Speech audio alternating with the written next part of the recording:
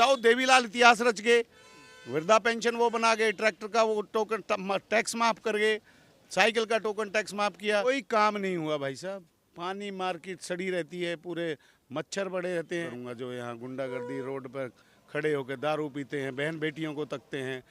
नमस्कार, मैं अनूप कुमार आप सभी का स्वागत करता हूं। हरियाणा का चुनाव अब आखिरी चरण में आया हुआ है। सभी प्रत्याशी अब डोर टू डोर कैंपेन में लगे हुए हैं। इसी कड़ी में हम आज तिगावा विधानसभा में मौजूद हैं और हमारे साथ हैं बसपा इनेलो के गठबंधन के प्रत्याशी पंडित लालचंद शर्मा जी। शर्मा जी, क्या देख रहे हैं, लोगों से मिल रहे, क्या लग रहा है कि अब की बार तिगावा का क्या माहौल है? तिगाम एक अलग इतिहास रचेगा। मेरे को तिगाम की पब्लिक से, तिगाम के वोटर से बहुत प्यार मिल रहा है। 36 बिरादरी का प्यार मिल रहा है।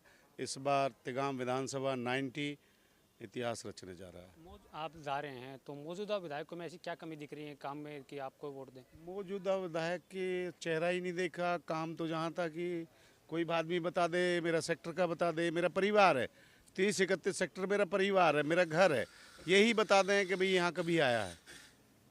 काम तो हुआ होगा ना? कोई काम नहीं हुआ भाई साहब। पानी मार्केट सड़ी रहती है, पूरे मच्छर बड़े रहते हैं। आडोलो के लोग तो अपने आप करा भी लेते हैं, लेकिन विधायक का कोई काम नहीं है। विधायक ने सिर्फ अपनी डीलरी करी है, अपना घर चमकाया है। लेकिन और बड़ी बड़ी पार्टियां हैं, मोदी जी भी कैंपेन कर रहे हैं, राहुल गांधी पार्टी है भाई, हम भी नेशनल पार्टी के हैं। कौन कहता है छोटी पार्टी? राहुल गांधी दिमाग चाबी बीजेपी है नहीं, इनकी चाबी बीजेपी के हाथ में। कोई बीजेपी का हाथ में नहीं। बीजेपी अपना अलग है, हम अलग हैं। बिल्कुल बड़ी पार्टी है हमारी। बहन मायावती के ऊपर कोई लांछन नहीं है, ताऊ देवीलाल के ऊपर कोई, आज सब लोग जेल जाके आए हैं। बताओ, अभय जी पे तो लांछन लगाते रहते उनके भतीजे। नहीं, अभय जी पे कोई लांछन नहीं है।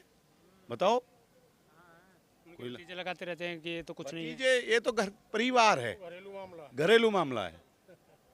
मेरा परिवार भी लगाता रहता है कि लालचंद ये नहीं करता, रोटी नहीं देता, खेतों में पानी नहीं लगाता, ये करता है, वो करता है।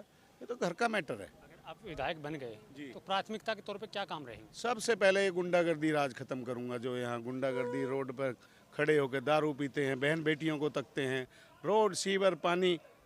एक बार चांस दे जनता, मेरे को वोट रूपी आशीर्वाद दें। इनसे वोट मांगने आए हूँ। मेरे भाई हैं, मेरे साथ सैनी साहब हैं, चौधरी साहब हैं, के शर्मा जी हैं, सत्यप्रकाश जी हैं, अनिल जी हैं, DK भाई हैं। इन्होंने मेरे को प्यार दिया है। हमारे सबके गांव अलग अलग हैं, लेकिन मेरा इनका प्यार मिल रहा है। हर वोटर का प्यार, हर वोटर लालचंद शर्मा है। लालचंद शर्मा गुंडागर्दी है। हाँ। लेकिन CM साहब कह रहे गुंडा को तो हमने हरियाणा से भगा दिया। बताओ ना, कहाँ गुंडागर्दी को भगाया है?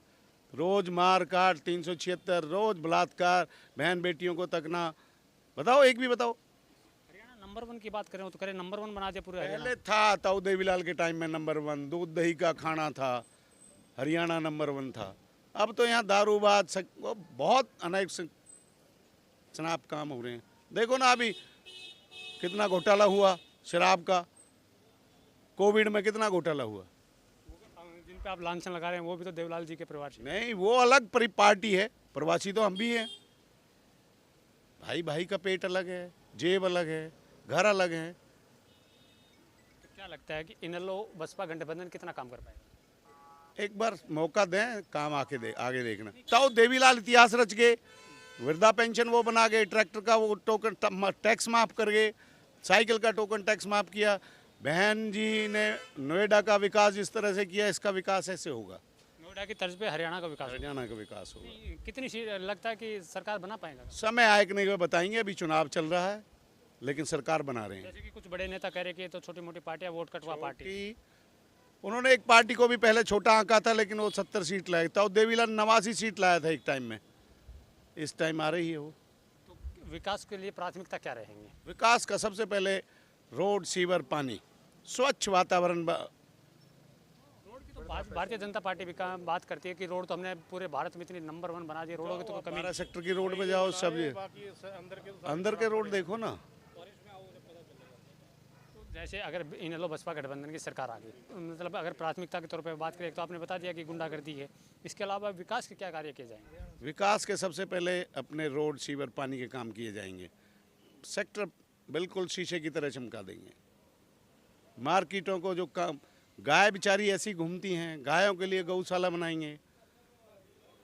हर गांव में, हर उसमें एक ग्राम पंचायत ज़मीन में गौशाला है भाई, इसमें यहाँ छोड़ के जाइए। रोज़ एक्सीडेंट होते हैं, रोज़ मरती हैं। आपके फरीदाबाद में देश के प्रधानमंत्री मोदी जी ने बाद एंट्री कर ली है जी, तो उनका कितना फर्क रहेगा? उनको इन्हीं दलों से तो, अगर वो इतने अच्छे काम करते हैं, देश के प्रधानमंत्री छोटे चुनाव में आके काम कर रहे हैं, बताओ। छोटे चुनाव में प्रधानमंत्री को आने की क्या जरूरत है जब उन्होंने काम ही इतने किए हैं? तो फर्क तो पड़ेगा ना, वोट बैंक तो मेरे उनकी को एक बार चुनाव जिता दो, फिर मैं दिखाता हूँ कैसे काम होते हैं। ये बात तो सब नेता कहते हैं, नया नेता जो भी आता है वो सब कहते हैं कि एक बार जिता नेता नहीं हूँ मैं, जमीन से जुड़ा हुआ हूँ। मेरे सेक्टर के लोग बताएं, मैं यहाँ मंदिर में डेली आता हूँ, मंदिर की घास भी अपने हाथ से उखाड़ता हूँ, मंदिर में सिंचाई भी अपने हाथ से करता हूँ, कई बार तो जाले तक अपने खुद हाथ से झाड़ देता हूँ। मैं नेता नहीं हूँ, मैं अंत चौकीदार हूँ इनका। ऐसे ही करके केजरीवाल साहब भी आए थे, कह रहे कि नया नेता है, एक मौका दो, दिल्ली का माहौल बदल के दे देंगे, लेकिन घोटाले में अंदर हैं, ऐसा कुछ तो नहीं है। भाई साहब घोटाला होगा जब ही तो, पहले आए तो सही, जब देखेंगे घोटाला है या नहीं। उनके घोटाले उजागर करेंगे, इसको दूसरे को नहीं आने दे रहे।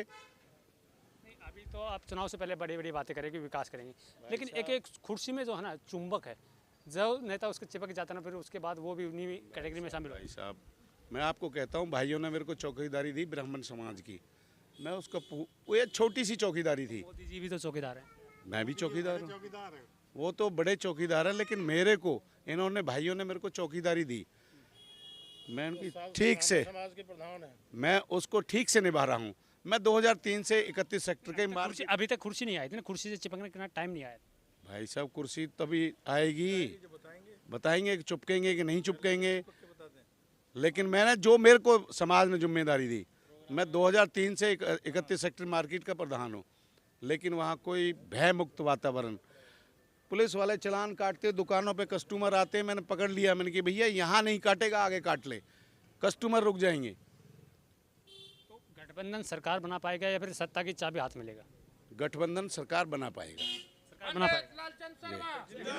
भतीजे कह रहे कि हम बनाएंगे, वो समय आने पे बताएंगे। अभी चुनाव में 4 दिन बाकी हैं। वो खरगोश की दौड़, अगर उन्होंने इतने काम किए तो आज मोदी को क्यों आना पड़ रहा है? भैया मोदी जी क्यों आ रहे हैं? अगर काम किए होते तो हर नेता आता है, राहुल गांधी भी आ रहे हैं, भैया। अब पहले जी भी तो आई। भैया मैंने ऐसे ऐसे नेता देखे हैं कि भैया 8-8 बार एमएलए बने कंटिन्यू, उन्होंने काम किया, जनता की सेवा की है।